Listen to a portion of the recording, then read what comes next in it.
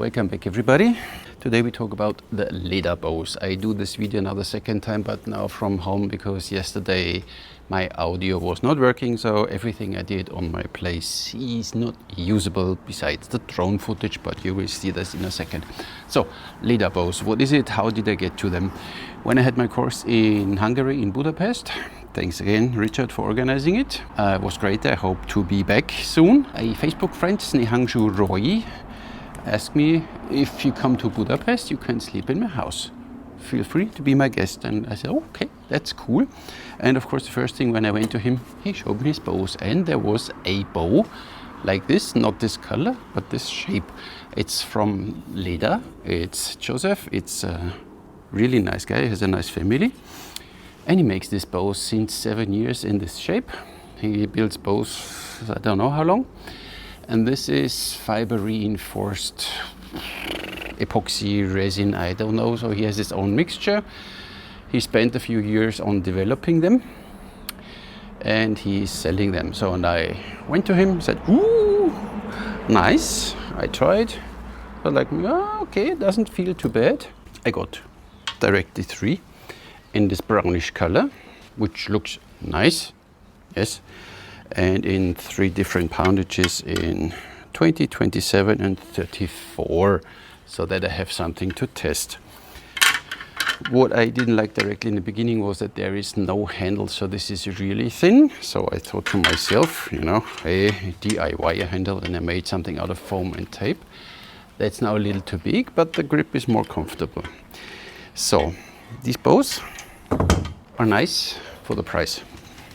I'll tell you in a second, but first let's check what we have. So first thing, I left these bows strung, but they don't have a string follow. See, they always come back in this position, so you don't have to worry about that. And then you see he makes this nice kind of like, I need to cover my face, I guess, so that you see the focus here, like Korean style knocks. Nice, very rough transition here, but we talk about this in a second. A whipping here, it's nice, everything nice. And you can have these ones in several colors. I never measure the length, I will do it now. Looks at the belly from knock to knock. That we know what we are talking about. Kind of like roughly. It's not rocket science, right? No, it's not. So, really nice family. So we are 52.5 inches from knock to knock. Without the handle, most probably 52. Nice. In this direction, relatively stiff, and in this direction, quite flexible in the 27-pound version. Then I saw in his workshop a not finished bow like this. I said, "Oi, I like this black and white. Look with this nice transition." So, but it's not ready set. But this is how I would like to have my bow. So if I consider getting them as whatever starting set or have you, I want to have this color, but I want a leather wrap handle here. He made one not completely how I wanted it, but it's now already way nice and you can hold the bow nice. But I don't know now which poundage this is. He makes a knocking point, which I don't like that much, but you know, 28, I don't know what poundage this one is. So, nice. So I said, okay, I need to test these bows from very weak to strong, and with strong I mean he builds his bows from 20 to 100 pounds. 100 is of course too much for me, so I ordered it up to 60 pounds. Last time when I went to him, I picked them up then. I asked him, please, first of all, the handle like this now, which is nice, could be still a little thicker, but it's okay. And what I want is always the poundage written at 28, the poundage written at 30, which is the max draw, which he said you should shoot, but you can draw all the bows up to 32 inches. And now, this is where it gets a little difficult. In low poundage here, this is a 25 pound at 28, has 32 pounds at 30. So in 2 inches, this bow has 7 pounds more, 3.5 roughly per inch. Fine. 28, 29, 30. Then it gets a little stiff, but you see even on the sear angle and everything, there's not much more going. So the bending section is really very short here. That's why I wish that this transition would be a little more as a transition, not that rough, because the handle part is not bending here. You see that? I mean, the bow looks nice, but 30 pounds ends up at 38 in 30 inches, so you have 8 pounds more in 2 inches, means 4 pounds average. Still fine. Then I have a 30, I told him to write it big. 36 pound, you end up at 47, means 11 pounds in 2 inches, and that's already 5.5 per inch. So that's getting a little, still okay, but in general here there is nothing, and here it starts and building up. So the draw curve of this bow is what it is. This is the stronger one. This is 39, goes to 50, so again 11 pounds. Then I got a 50 pound, and then you see the problem of the bow, at least in higher poundages. 50 pounds at 28 and 64 pounds at 30 inches. So in 2 inches, 14 pounds more, means average 7 pounds per inch. So here you have 50, and here 2 inches more you have 64. Stacking quite a lot. And of course I wanted to know, I got a 60 pound version, and this one ends up then at 78, so it's 18 pounds more in 2 inches, 9 pounds per inch, and this is of course, my opinion, not acceptable for a bow. So this is here still, and here it starts, and here it's already, as you draw against the wall, so the draw curve is really going up. So the high poundages are not that nice to shoot, and with the efficiency here, the bow gets so soft that it doesn't transmit continuous energy to the arrow, so they are not the most efficient bows. But you can have this bow for 35 euros. Yes, you heard me right, 35 euros and you get this bow. It's a great price. And then you get something you can play with. You know, you can say, okay, I want to try a 60 pound or 70 or even 100 pound bow, and I just want to try how it feels. You invest 35 euros and you can experience it. Shooting experience is on a different page, okay? But at least you can experience a draw. How does it feel? 100 pounds or something. That's nice. I liked these bows, and I thought would be interesting to get them and to sell them. Problem: Joseph, Léda Bows does not ship, so you need to go there and pick them up. And then 35 euros, fully fine. If I want to sell them, I need to go there. It's 800 kilometers back and forth, pick a few up. Even if I make my whole trunk full and take 100 bows, it's still 800 kilometers, at least €1 per kilometer. It's 800 euros only. The shipping, the travel expenses. Plus, of course, you need a vignette for the highway. Plus. So, and then if I want to sell them, I need to add taxes and what have you, everything. And then this bow might sell for 100 euros if I want to sell it, and that's not reasonable. So this bow is not a 100 euro bow, it's a 35 euro bow. For this, it's fine. You can experiment with a high poundage, and that's all just okay. Let's take an average one. This is the 36 pound, ends up at 47. And we shoot this bow. I did speed tests yesterday already, but I said audio was not there. So I even use a ring from Hungary. So we have 36 pounds at 28 and 47 pounds at full draw. I shoot 260 grain arrows, so this is then 6 grain or something per pound. So this one is nice. You can draw up to 30 inches nicely.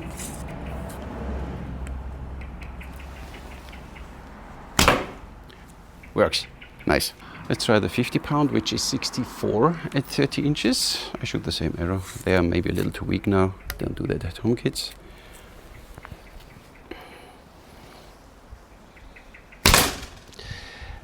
kicks the arrow still nice away, at least lightweight arrows. But if you shoot now considerable arrow weight, most probably it's not so fine. But I think even dry firing this bow has no problem. So you see here, it gets so stiff, the last inch, holy moly, the draw curve. But it's still okay, and for 35 euros it's fine, you can have fun with it. I did speed tests yesterday with these lightweight arrows, and I reached with the lower poundage 150, then with a medium poundage 160, and with the highest poundage I reached 170, 175 foot per second, but with 6 grain per pound arrow. So you see the bow is not the most efficient one, but it's a cheap one, and that was the purpose of making these bows, to have a bow everybody can afford. And 35 euros, you know, it's like a snake bow you can afford. You can have a nice bow. This one is a really good looking bow. I like the design. I still wish the handle would be a little thicker, but that's fine. And I think if this transition would be a little more smooth, more gradual, you would have a little more bending here, and then it would not start stacking here on this part, because here this is just, I mean, the curves look nice, but here it's like, it's a little too harsh of a transition for me. But as I'm not a bow builder, I'm barely able to shoot the bow. This is the 47, no, this is a 60 pound. And there you see, then here it's 60 at 28. And then it's these 2 inches almost not possible to draw back, so you draw against a wall. If you take a lighter poundage one, 30 pounds, nice. No, but you still feel it. So the draw curve, it goes up to 40, what did I say? No, that's a 50 pound. Goes up, I can't reach it. That's a 50 pound, goes up to 64. I wanted to try a weaker one. 25 goes up to 32.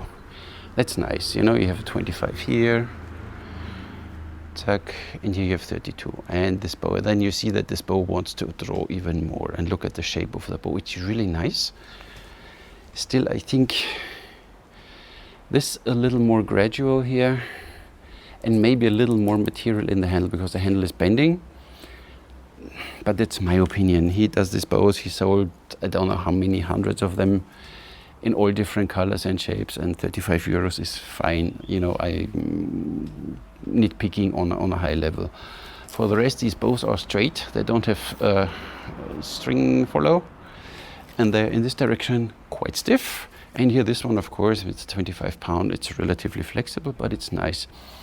One thing I saw now, when you don't put them in the sleeve, so put them in the sleeve. I didn't get sleeves with it, unfortunately, so I threw them, I put them in the car, and then sometimes it can happen that you get some dents or scratches in the paint job. So you need to be careful in dealing with them, and sometimes some bows look like they get some small lines running down, some like cracking or something, I don't know, or just tension in the paint job.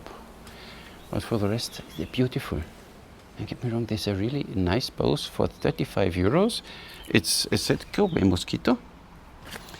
It's on snake level, but you can have this from 20, I said, up to 100 pounds.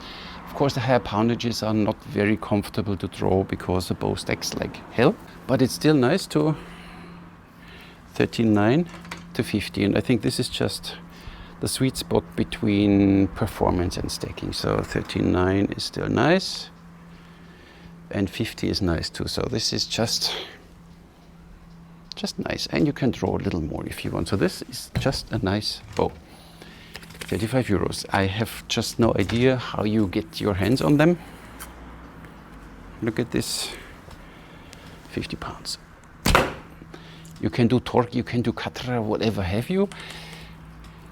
Nice bows, in higher poundages a little critical, but I like them. You can see now a bit drone shots, because at least they worked yesterday.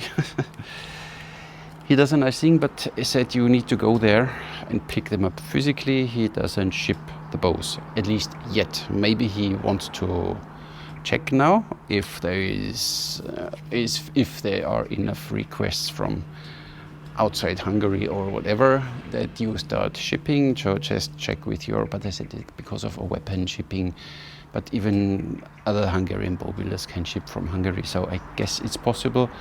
Just check it, Josef, and make sure if somebody wants his bows. Of course, when you have now shipping, I guess you will pay whatever in Europe, 20 euros shipping. Then you're ready at 35 euros, 55 euros. It's still okay, and you can get a set up to 100 pounds. So it's, you need to know, it's a nice bow.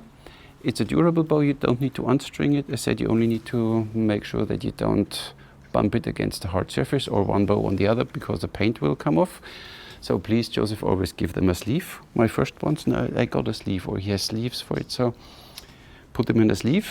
When you're done, it's beneficial for you. So you want to have them in a sleeve, no?